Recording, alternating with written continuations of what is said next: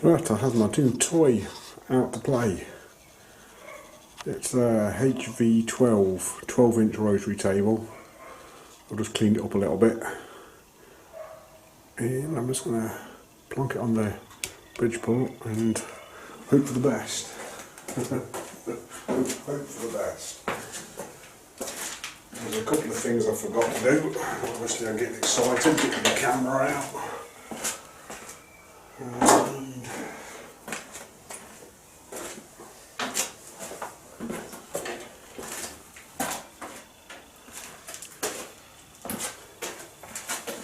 Oh dear.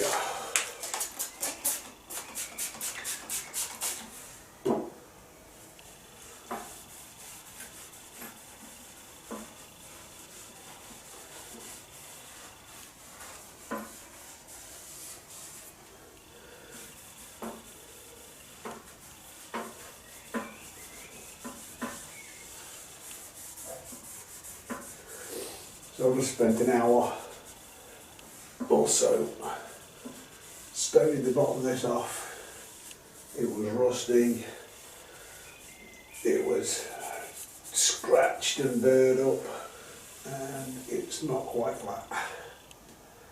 So I used my precision flat stones over there. I whacked them a few times against each other in the process of doing that.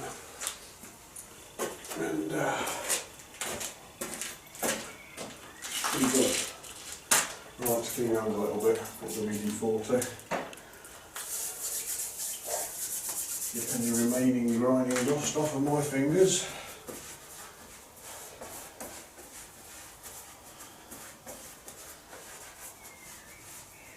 The bed's already done. It's all got slide oil on it and everything, slide oil on it. All the gibs are lubricated. Handle bearings. Everything I did do was the nuts. Just getting a bit of a squirting.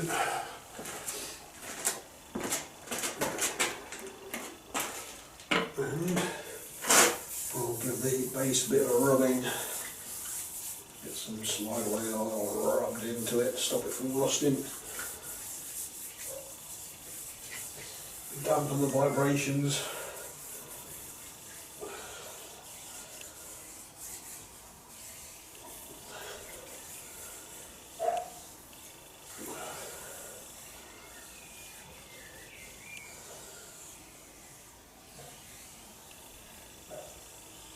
Yep, she's clean. She's clean.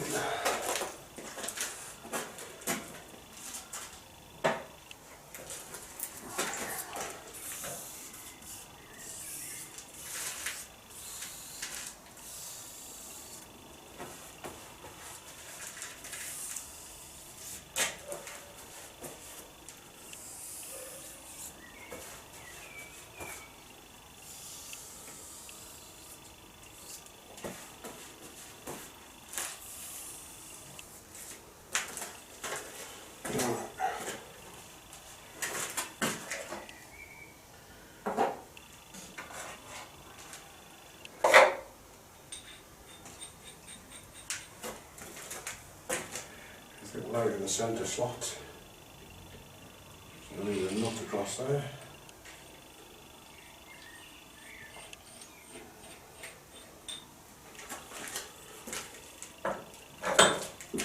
I've got two nuts in the top, so I shall use one of those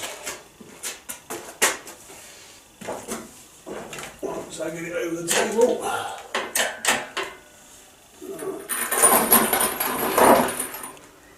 If you didn't know how to make a cherry picker roll, you take the wheels off and grease the casters.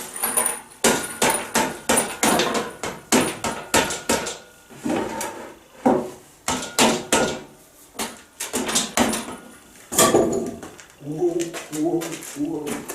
Well, I'm on right now, it's not quite as even ground, but we're nearly there.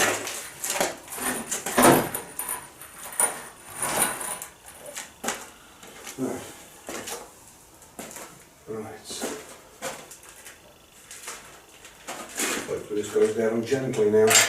Not some really big sudden burst of speed. There we go. She's going.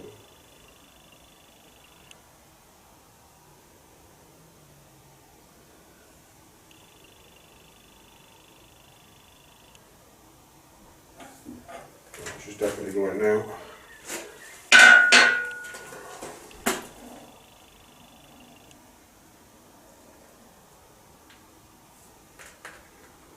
No, is it? She's in place. How is that? That is quite spectacular.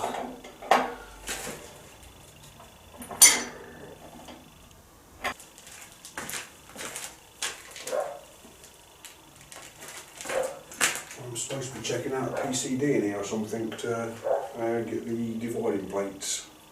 So the guy on eBay says he does dividing plates to fit the 8, 10, 12, 16 inch HV rotary tables to turn them into dividing heads.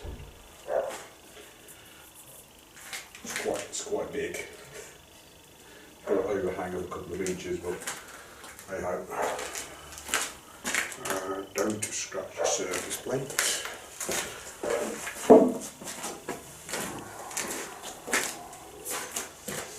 So I'm going to oogie about a little bit, see how I like it. Off there. Oh, yeah, beauty, some stick slip there. Could stick it there, like that.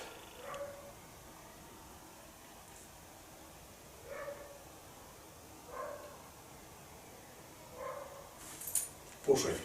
Put that reverse for a start.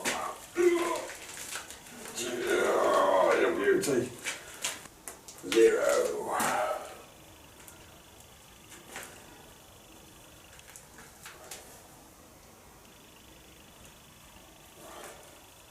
Lock in. Just needs to come a little bit further to get to 0. Yeah, I'm feeling good about this. So, the reason I'm getting this on,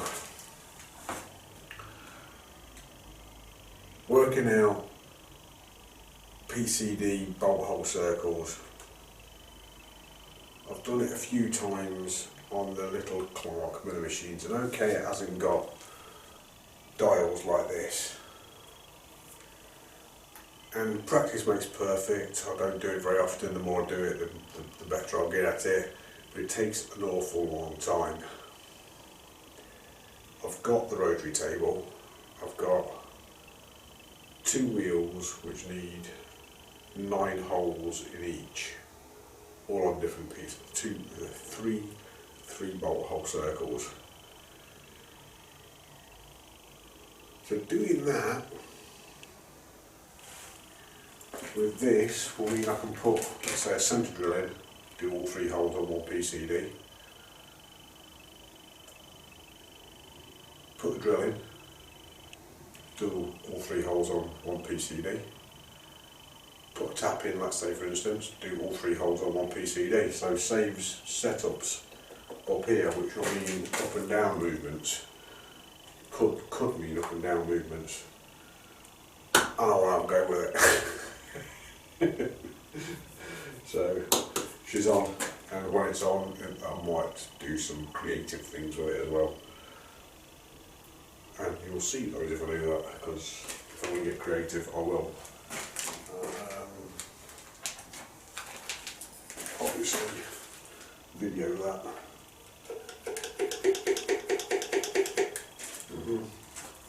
This one here then. Come on, that's the way up.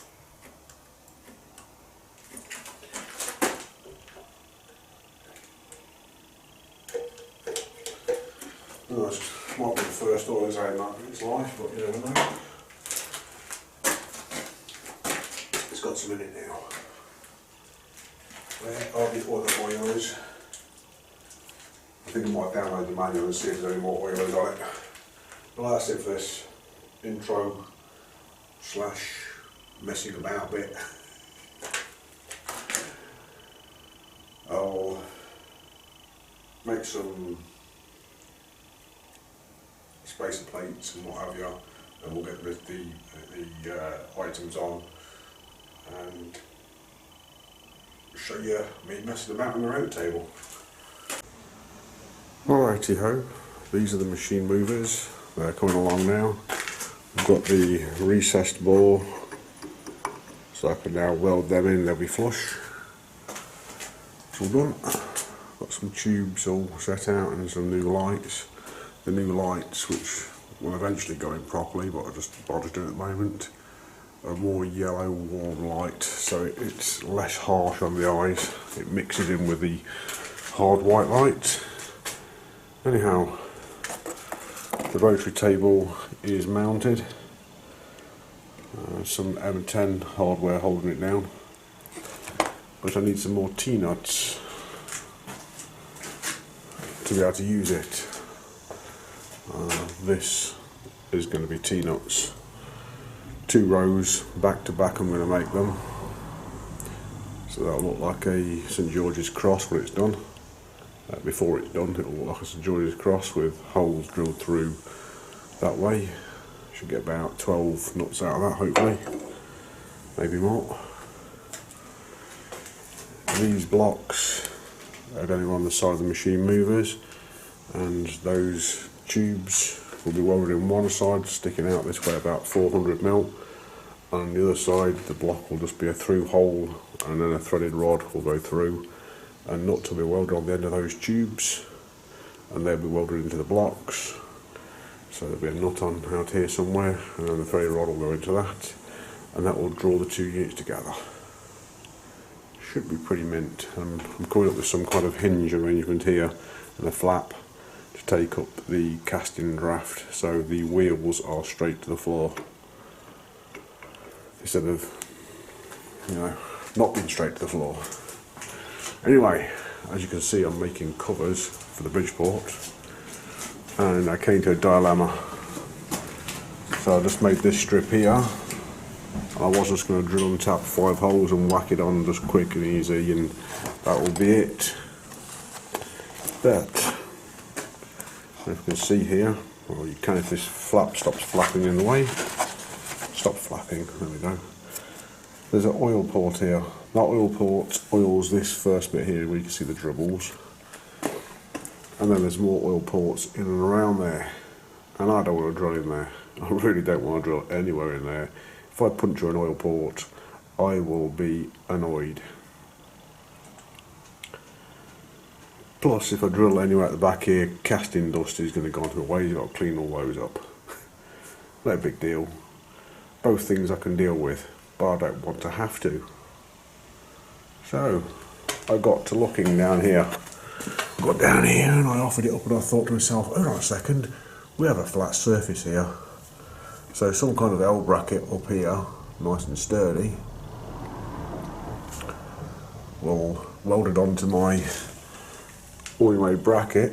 Instead of using that and putting screws through it into the thing, I can just tap them now M6, because they're 5mm holes, just tap them M6, make another plate to go on the front of it. Now this welded to 2 L brackets, and with 8mm L brackets, which these will be, so I will cut, I don't know, about a 1.5cm chunk off of there, square up the top and square up the bottom here as possible, make it as long as possible. Drill 2 clearance holes down here and then bolt it up to the bottom of the saddle there, and then this will be welded on in that kind of fashion going across there, and there'll be another one out to the other end, so that one will be on that end, welded on there, and this will be on that end, welded on there. And the idea of making such thick brackets, these are 8mm, is that these will be solid and won't move. So when I put a DRO on the Bridgeport, I can bolt the DRO gubbins to this unit, which will have the cover plate trapping the material behind, like this here. So it'll end up being like this back section here, where the front cover plate is bolted to. I know there's a bolt missing, I haven't got one. So it'll be this kind of arrangement now, instead of just a simple onto the surface arrangement. And this rear section, for instance, down there, I'll be able to bolt onto that with a DRO and have it fixed really solid, because these are 8mm brackets that I'm putting onto it. I think this is 6mm. 6mm steel. Let's find out if it's 6mm steel. I think it is. It might be. There you go. 6mm. So it's pretty solid stuff. That's like 1/4 inch, and that's like 5/16. So that's what I'm playing with today. What else was I playing with? All my bottle jack things. They are coming along bit by bit. So I've got the bottle jack there, and so far for the machine movers I have these plates made out. Oh, I might as well look across here. Let's have a look across here. And I have all these pieces of steel cut out to length, a couple squared up, and they are going to be this quickly disappearing drawing here. it's going away. So there's going to be a slider arrangement. I can't remember if these are the ways. I think these, I can't remember, I'll have to look back at my drawings, but anyway, there's going to be, these are clamps. There'll be one clamp at the top, one clamp at the bottom. They're base plates, so they'll go across the bottom, just to give it a bit of a toe, so it doesn't topple over.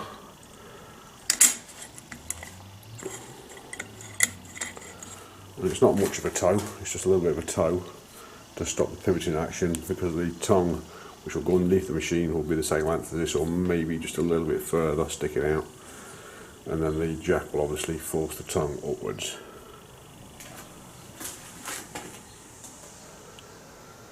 And you might have seen the table. I haven't talked about the table, I just made that.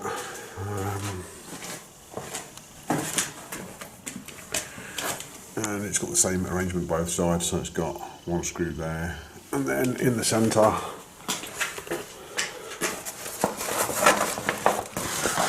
it's got the bracket down there. Yeah, and that's all welded together. So that's a pretty solid table, and I've left it bare metal and just smothered it in oil to stop it from rusting. And as you can see, it's just an angle ground surface, nothing special. I just wanted to get the oil pots off, and since I was making that shield, the covers, weight covers, I thought, well, I might as well make a table at the same time, ain't I? It didn't quite go right when I was tracing it, so I've got a bit of a finger gap here and a bit of a finger gap down there that I've got to sort out. So there will be some more welding on it. Just fill those gaps in. Completely stop chips going down, but those shouldn't affect chips going onto the ways. Yeah, they might, but shouldn't.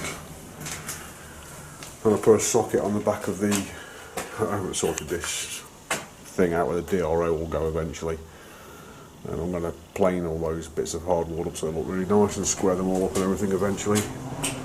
For the time being it's working, but I'll put a power socket on the back of it now. So now I've got a light plugged in, I'm going to get some more of these light sockets and put some of those small little lights around. Oh yes, she's coming along.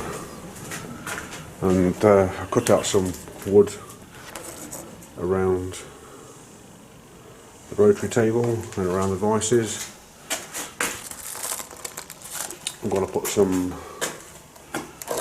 cleats on them to hold them in place because they're loose still. A bit annoying because they're loose, but they are doing the job. So that's what I'm working on. It's all time consuming stuff, so I've got to now figure out how I'm going to cut that slither out of there. So that's what I'm doing now.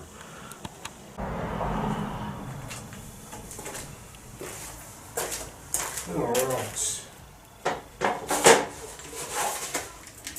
Well, the weight covers are finished.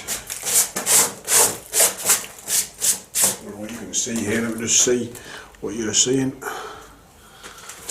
Yeah, you can see me. Okay, so there's a few chips on it because I've just been using it, but there we go. So I've got a metal strip across there, and the threads are sticking out through there. And then up here on the machine, the other one is fitted. So the bracket is on the back of the saddle and underneath it. So let me just show you that. A quick look at that so we can do that without too much violence of the camera. Okay, right. So underneath there is a tapped 3/8 16, I think, UNC hole up into the bottom of the saddle casting, and we have the same thing on this side, although it's a bit hard to see. Yeah, it's just up here, you can just about see it. There you go. Okay, and I've counterbored those cap screws into that 8mm angle section a little bit. Okay, round the other side, and got this drilled and tapped, and I've welded those angle brackets to it. There's a little bit of gap between it, and when I was pressing it with the bar, which I was pressing against it to hold it in position, it's bent slightly, but not to worry, it'll not make a difference. And that's drilled and tapped underneath here.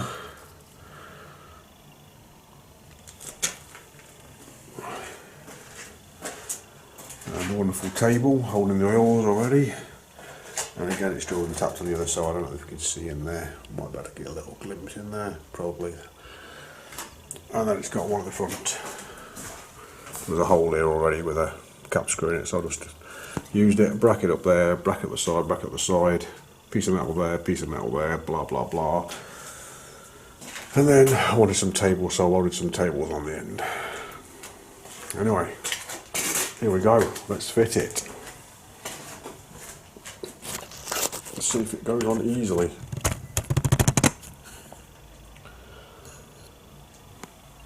And we'll have a look at the rotary table in a minute. The rotary table's up here. So I'll put these tools out of the way, we'll do a mill.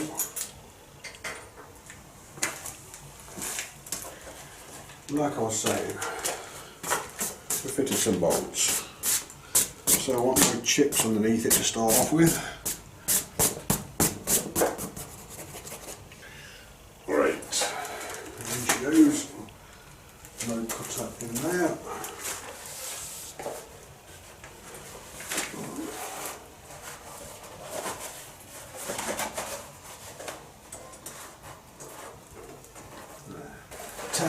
Sweet, done.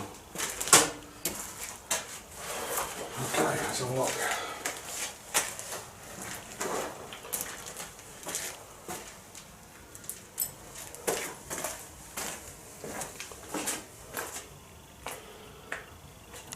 I'm sure that's quite entertaining, watching me hump the Bridgeport for 10 minutes.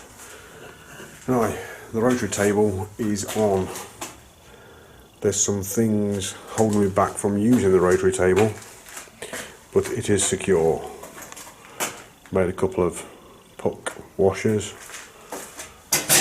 for M10 T-nuts. So to be able to use the rotary table, I either need to order some more 1/2" hardware or make some T-nuts out of that. So I'll make some T-nuts out of that. Should be 12 T-nuts, M12 and M10 I'm making in them.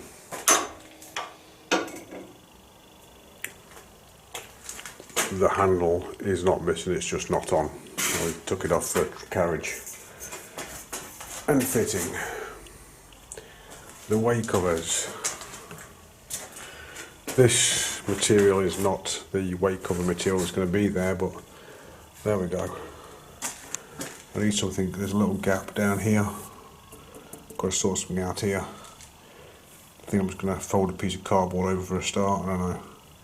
Got to keep the chips out of the gap there, but that should suffice nicely. It's seems to be working so far, just not brilliantly. I could have made that more central, couldn't I? Look at it. Yeah, that needs centralising a little bit. Not to worry. We will sort that out now. No need for you to watch me doing that. And then, anyway, I cut out these, and these need cleats in them, obviously, because they're just like way loose. But I think they're doing the job. This one's been down now for quite a few operations. Usually by that time, the T-slots would be absolutely jam-packed full. There's a little bit in there, just a touch. But the rest of it is clear. That would usually be filled by now. Yep. So I need to make some cleats for these to hold them down solid. And they do butt up. It's just so many chips in there now. It's just not working quite good as it was when it first put on. So before the chips get in there, you know, the gap isn't bad. It's tight enough. There's some cleats on them. So I'll get back to work now. I've spent quite a few hours making this little table and way cover assembly, but I was getting sick and tired of clearing chips down the back there, and that took half hour, 3/4 an hour every single time I did it. So now it's just a quick brush off and I'll never have to do that clearing off again. After I get the material required, I think I'll get some of that fibre reinforced rubber matting stuff. It's got cord inside it, because this is just parcel shelf, retractable parcel shelf out of a Ford Sierra or something.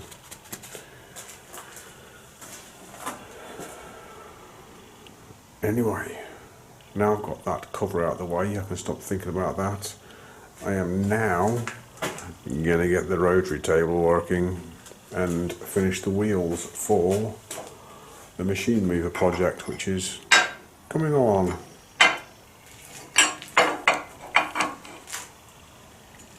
Coming along nicely. Ooh. This is the machine mover project. Nearly finished now. So I've got to weld that in there, obviously. And I've got to weld the two side pieces on, which are going to have the draw bolts and assembly in there.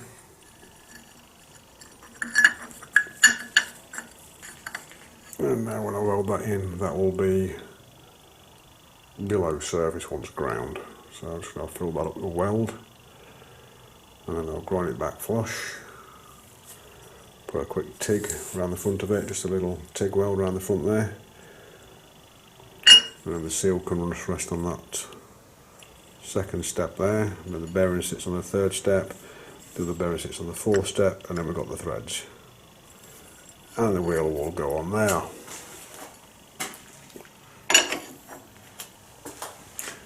And then I'll be able to move that with ease, instead of doing it like I do this.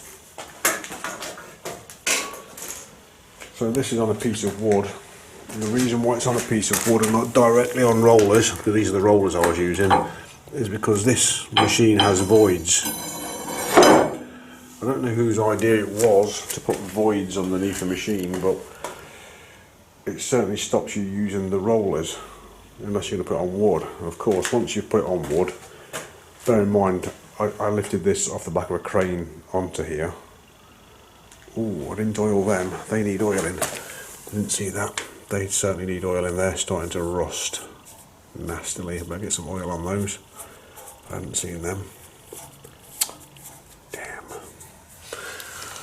Yes, it's got Newell scales on it. Anyway, this is why I'm making machine movers mainly, because this one's going to be a right pain in the arse to move. Really pain in the arse. There's just gaps everywhere, okay? just getting it off that wood is going to be difficult. Anyway, that's why the machine movers are being made, to move that around.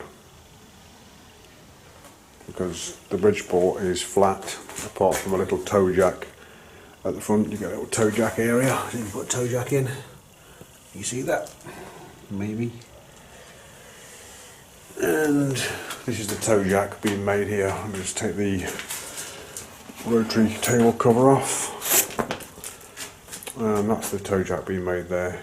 There's the bits for it underneath the drawing for it. And I've got 2 of those, and they will become toe jacks. And I've got to use that for all my machines. Doing the new lathe. So I think at a bit of an angle that Bridgeport will go there.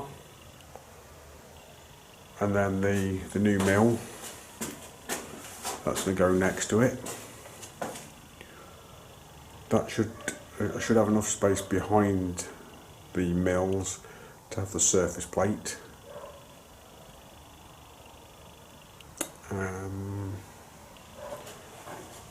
Then I may have the shaper next to them.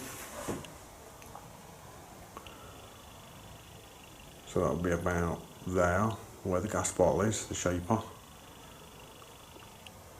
And then the big lathe will go back to front with its back facing me, I think. So I'll be working with my back against the wall over there. The tailstock will be up there, and the backsplash will be out a little bit further than what the shaper comes to, and the probably pointing out towards the centre of the workshop a little bit, one lathe there, and then the back of that I think I'll have the whole brook.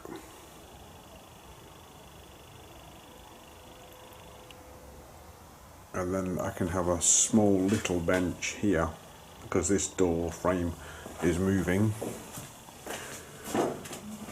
It won't be enclosed in, so probably the bench will go from where the vice is to about where that wall is. Little vice there with the bench on. And then I will probably have the mini mill on a moving table, so I can shift it around and tuck it away with the mini lathe.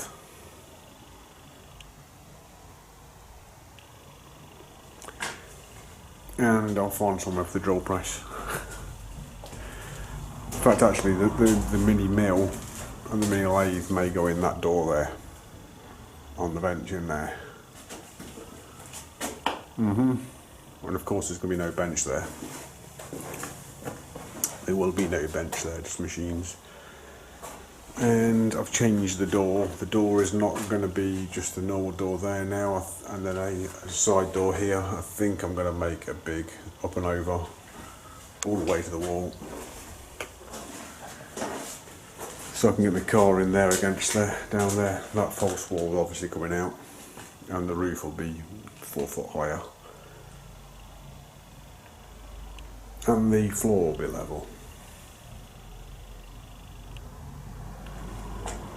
And the bandsaw will be finished. As will everything else. There we go, that's what's going on. Oh, I've got the head tilted and all sorts of things happened to the Bridgeport, because I've got the vice over to one side now. I obviously swung the head across like that and extended the ram out to get to the vice without having to go to the full length of the table. Travel. Works good. And obviously when I'm working on the rotary table, I'll swing it the opposite way. Here we go then. This is the cut I'm taking. So a bit of oil on it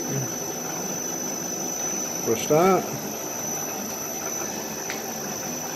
We've got everything going. I think we've got everything going nicely. I'm just going straight in like this.